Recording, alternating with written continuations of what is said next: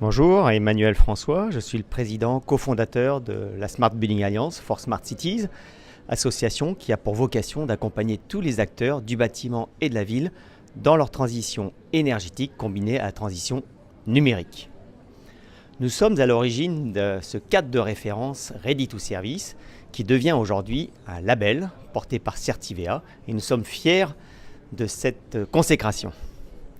Pourquoi Ready to Service ? Il y a 5 ans, on parlait de transition énergétique et c'est là où on s'est dit on ne peut pas penser transition énergétique sans transition numérique.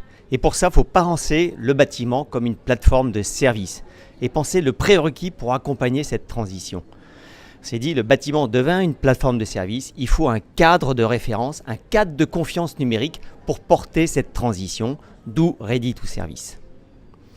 Alors qu'est-ce que c'est ? C'est d'abord le résultat d'un travail collaboratif de plus de 4 ans qui a réuni, on ne va pas dire les 300 membres de la SBA, mais un grand nombre. Et un nombre très éclectique. Un nombre très éclectique et qui réunit tous les acteurs du bâtiment, de la chaîne de valeur du bâtiment et de la ville.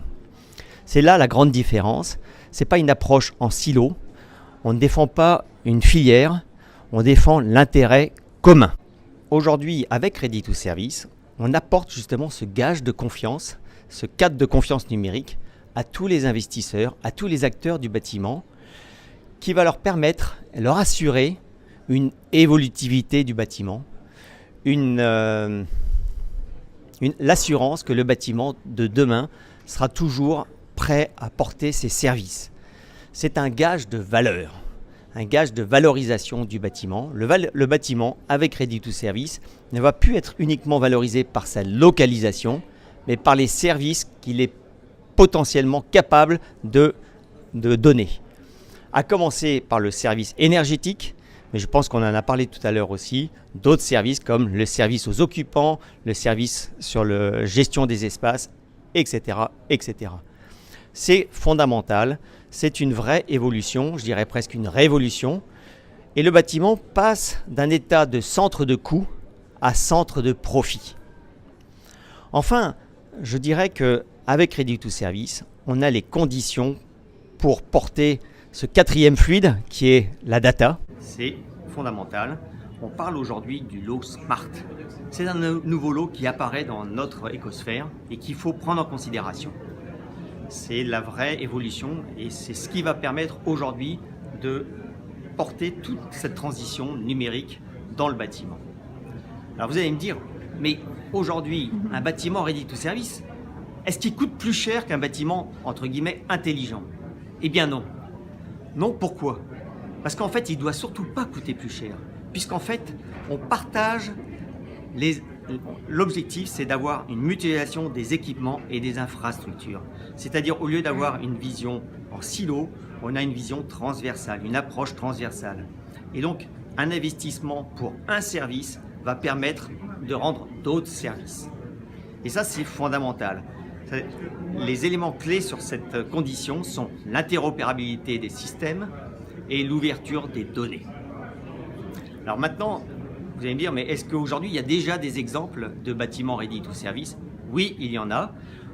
On a, je crois, une quinzaine de bâtiments pilotes qui nous ont permis d'affiner notre approche et notamment les évaluations pour avoir ce label. Aujourd'hui, donc, on est, entre guillemets, à la version 2 qui permet d'avoir un label Ready to Service que j'espère beaucoup de bâtiments vont pouvoir porter dans les mois et les années qui viennent. Ce label s'adresse bien entendu aux bâtiments neufs, mais surtout aux bâtiments anciens, à la rénovation.